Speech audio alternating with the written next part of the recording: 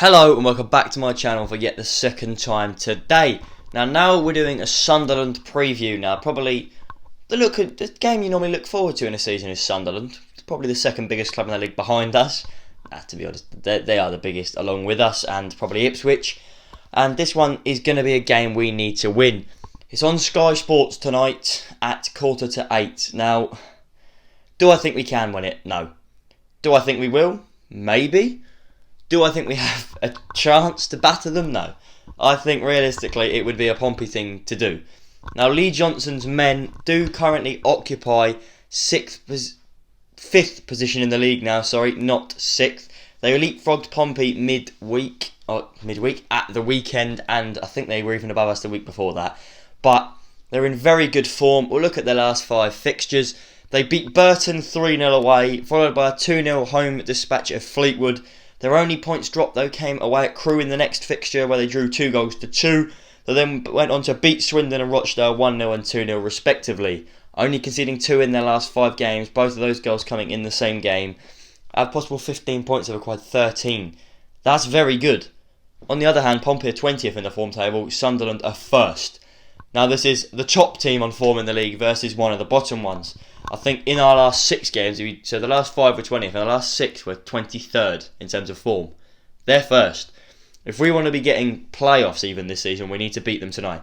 And it's not going to be an easy task. Any Sunderland fans watching this will know they are good enough to go up. They have a good squad. They have a decent manager. They'll do bits this season if they can keep themselves going. Their key players are Aidan McGeady, Charlie Wyke and Luke O'Nien. Now we have a history with 2 of them at least. Aidan McGeady scoring 2 goals against Pompey at Wembley. He's the little trickster on the wing. He's quite old now, they're probably about 47. He's definitely not 47, but he's not far off. He gets loads of assists for them. He's a very key player. The next one I mentioned was Charlie Wyke, the big man up front. Big, powerful centre forward, gets all the goals. And then Luke O'Nien. I think to the league he goes a bit under the radar, but in my opinion he's one of the best players in the league. And I know he's one of those players that's a bit like Nathan Thompson was at Pompey. He's a player that you hate playing against, but you love him when he plays for you. He's got that kind of attitude where he'll die for your club. He'll die for 3 points, which is what Pompey are lacking at the minute. I think Sunderland have that in abundance. Their top scorer is Charlie Wyke. He's got 20 goals this season, and in comparison to the rest of their squad, the next top scorer has got 6, with Grant Ledbetter getting 6 of those, and then behind that is 5. So most of their goals come from this one man up top. And it's easy to see why. He's a big striker, he gets all the chances. I'll pick out one game of his versus Doncaster. McGeady got 4 assists, but Charlie Wyke got 4 goals, all on his head. I think if you're going to be wanting to beat Sunderland, not only do you have to shut both of them out, you have to have Charlie Wyke man-marked in the box, beating him for every header, get stuck into him, give him a couple of elbows maybe, just get him off that ball. And then their most assists is Aidan McGeady. He's got 11 this season. Obviously 4 did come in one game, but still that's 7 taking out that game. Still quite good, so they've got a very good creative player there on the wing. Their statistics though for this season, well, look at their attacking ones first. I like to do that and then we'll go into the defensive. Shots on target per game is 4.6, that ranks 4th in the league. Their big chances created, I think they've created 40 chances, which is 7th in the league. They've only missed 30 of them though, which is 10th in the league, so that's quite good. And their goals per game is 1.5, which is 5th in the league. So in terms of attacking stats, they're fairly good. Obviously Charlie Wyke does hit most of their goals, but you have to look at it and think, goals per 90, 1.5, they're averaging over a goal a match. Every 2 matches you're getting about 3 goals. 4.6 shots on target per 90, ranking 4th. That's going to mean that McGilvrae's going to have a bit to do. And I think, big chances created, they get quite a few of them. 7th ranking in the league, so it's not going to be easy to get past these today. However, we'll look at their defence. Their goals conceded per game is 0.8, which is the best record in the league. It is joint with a couple of others, but it's the best in the league. Clean sheets equals 10, which is... I keep reading these wrong. Clean sheets equals 15, which is 2nd in the league. Their penalties conceded though is 7, which is 1st in the league. So they've conceded the most penalties out of anyone this season. Their saves per game is 2.1, which is 22nd in the league. Their clearances per 90 minutes is 19.2, which sit ranked in 14th. All of those stats are very, very good. I'm going to pick a couple out in particular though, and the main one is their saves per 90. I keep saying the stats right, sorry about that. but their saves per 90 being at 2.1, which is 22nd in the league. That means their defence in front of them is blocking loads of stuff so it can't get through. Only facing an average about two shots a game. That's phenomenal. Well, maybe not facing 2 shots a game, but facing enough to save 2 shots a game and still have a very good defensive record. Their keeper is quite good as well, but if he's only facing 2 shots a game, then we need to change that. We need to have as many shots on him as possible. Just test him out.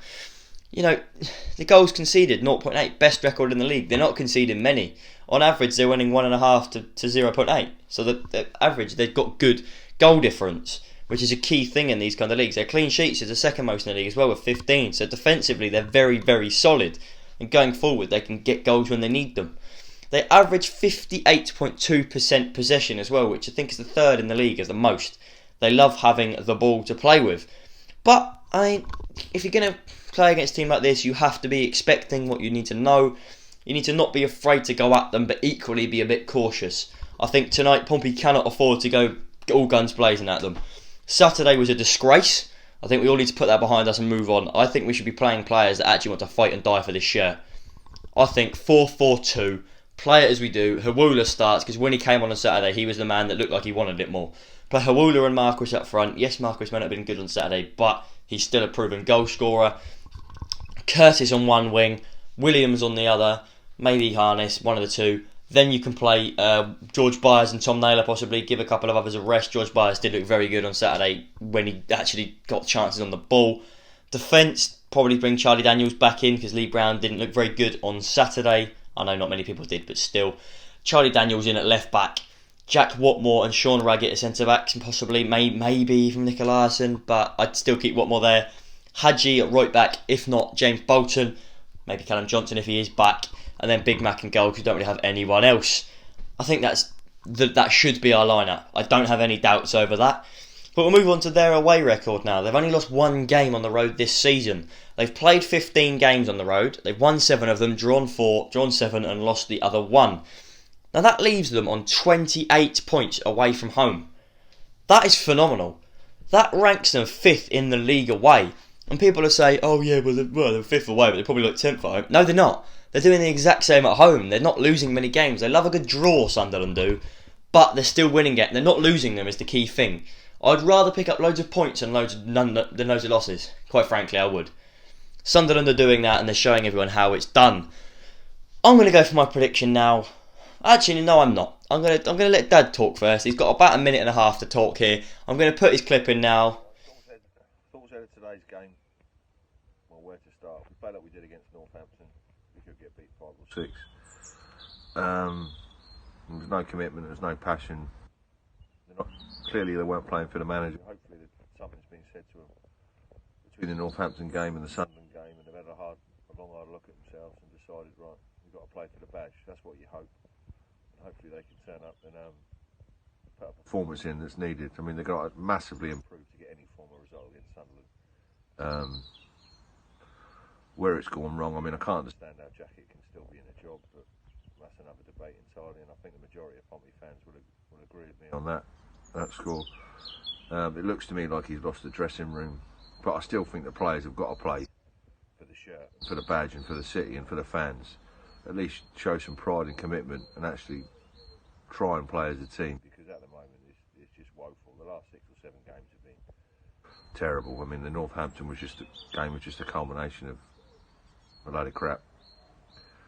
So hopefully we can, especially in front of the Sky cameras, we can turn up and at least show some pride, commitment and actually fight and give Sunderland a game. But knowing Pompey will probably win, but you never know. But anyway, I'm hoping for a 2-1 win. But maybe that's more in hope than actually thinking it will happen. But got to still keep supporting the team and hope we do the business.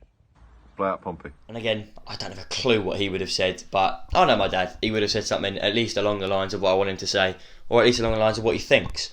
Now this game, I think everyone's written us off. People are saying cricket scores. Wouldn't put it past us to lose by a cricket score tonight, quite frankly. It could be 3 or 4-0 to them, but equally it would be the Pompey way to nick a 1-0 in the last second.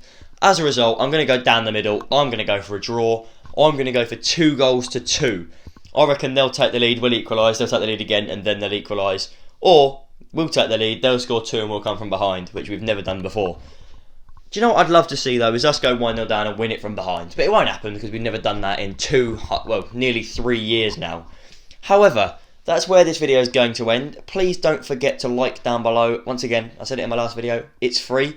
Please don't forget to subscribe. Another thing that is free, doesn't cost you anything to do, you just press the button and it's done. Now thank you for watching as always, it does mean a lot to me. I'll be doing a review tomorrow morning, so I'll see you then.